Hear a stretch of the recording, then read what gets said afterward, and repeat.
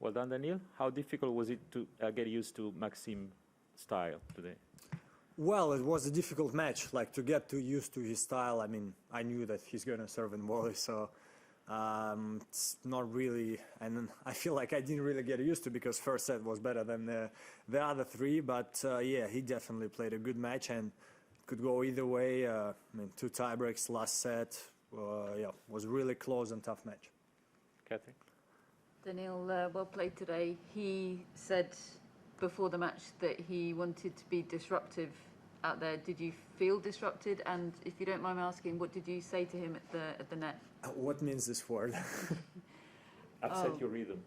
Yeah, well, he definitely did. I mean, again, I feel like he volleyed very good today. Like, I think if we take all the match, maybe like easy volley misses that maybe he should have put in, had what, 2, 3, especially if we don't take the first set. I remember, to be honest, only one, the one at 5-all, the easy one. Maybe I missed some, but he definitely did a good job with everything that he did. And I told him then, no, I'm going to keep it for myself, but it was something, yeah, something between us. I think it was pretty nice. Simon? So I've got to ask you about when you said quite loudly that this is boring during the match. What was going through your mind then? I was quite mad today because of few things, and to be honest, I'm working on myself, and that's why I managed to win and still kept my composure as much as I could, because sometimes I go much more crazier than I did today.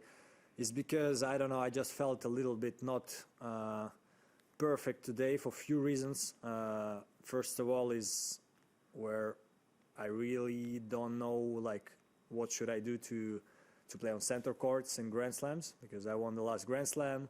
I mean, I'm high seed here, and to play against Maxim would be easier on Rod Laver, more space, and I mean, when you play on a smaller court, it's tougher to play somebody who does serve and volley than on a bigger court. It's like same in Wimbledon. I mean, I haven't even played on center because I don't count the 5th set, which I played after the rain, after being put on court 2. And then what happened after the first set is that the new rules, which I really like about the toilet break, is if you go just to the toilet 3 minutes, if you change 5 minutes, I really like it. You know, at least it's some timing where you know how much is it. The thing is that I know that in the 35 heat, when you're playing on the sun, I'm gonna want to change after 2 sets because you're gonna get wet. I'm gonna want to change my shorts, underneath my shorts, my socks, my shoes. You need like good 4 minutes to do it. And my body wanted to pee after the first set, so I don't see any logic in these rules, so hence I can call this stupid, that I cannot, so the rule is that if you use all your toilet breaks, you can go still pee in the 1 minute that they have for the change events or whatever. So I asked the referee and the supervisor, can I now run to pee in the 1:30 that I have between the sets to then be able to change and still have one change left if there is a 5th set, because I will need to change again. It's freaking 35 degrees. And no, it has to count. Yeah, but I want to do it in 1:30 that I have to change, and just don't count it. And I'm going to change after, and it's going to count. And yeah, that's nonsense. So I got, as you can see, pretty mad about it. And I think what happened afterwards was a consequence. And I'm really sorry to Maxim about it. Boring. You were just annoyed? No, I was annoyed with the day, let's call it like this. I don't know. Daniil, so what sort of things are you doing to try and keep your composure and make sure it doesn't spiral out of control? Think about tennis is the most important. Think about how to win the match. And that's, again, I'm not really happy about my, let's call it, mentality today, because, again, it was, I mean, I was a little bit harsh with Maxim, who played a really good match, a few moments. At the same time, not the only player to do it, to try to get into my opponent's head.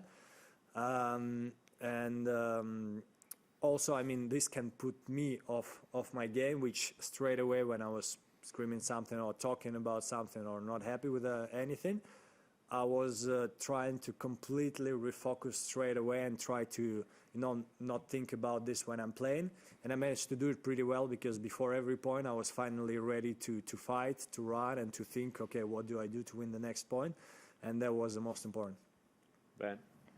Have you talked to anyone at the tournament about your court assignments and the schedule? Because I was surprised too to see you on Margaret court for 2 rounds in a row. I usually don't do it because, I don't want to put pressure or anything on anybody. I rarely ask for the time unless somebody, or the court, unless somebody comes to me and says where you want to play and when, then I'm like, okay, this time on this court. But in Grand Slams it for sure doesn't work like this. You can always ask, but I usually don't do it. I asked probably one of the first times here for this tournament one time, and I got it. So I don't know, maybe I have to ask every time, but I don't really want to be the guy who asks every time. Put me on Rod Laver, I'm going to be unhappy. Last two in the room, Matt and Catherine.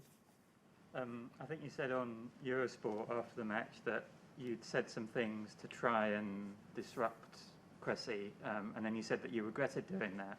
Just wondering, sort of, trash talking is accepted in other sports, but it isn't so much in tennis. Why do you think that's the case?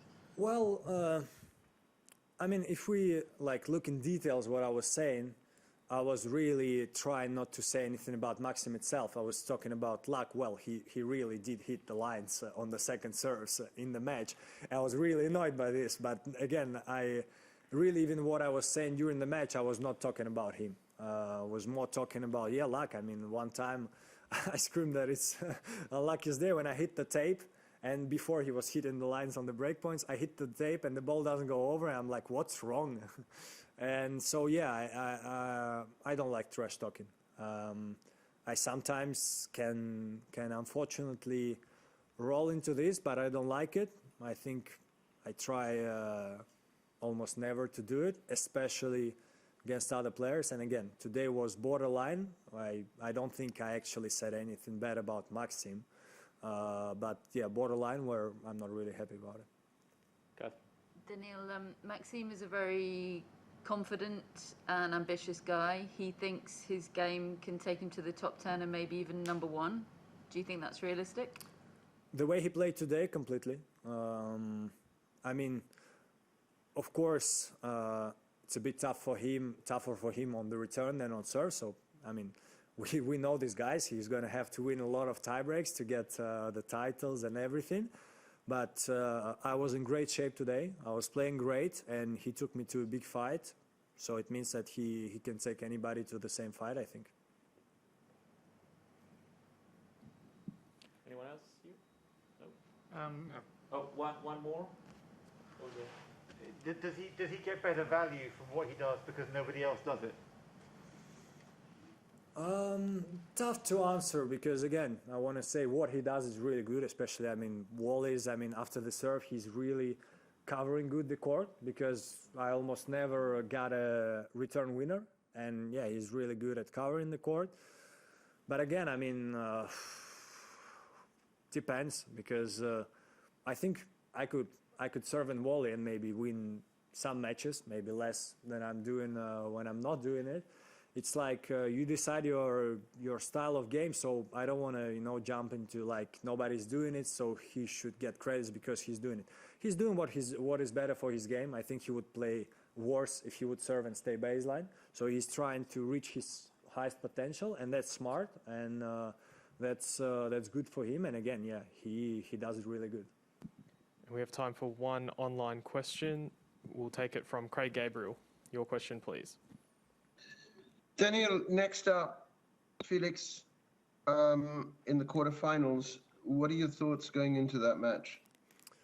Tough matchup.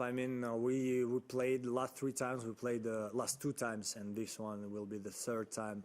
We played with Felix, was semi-final US Open, semi-final ATP Cup, and now quarters of Australian Open.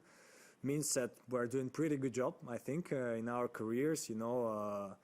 It's later stages of the biggest tournaments in the world. Last 2, I managed to have the edge on him, but he's a phenomenal player, so I will need to be at my best to try to win and to bring him hard time. Thank you, everyone. That concludes our press conference with Daniil Medvedev.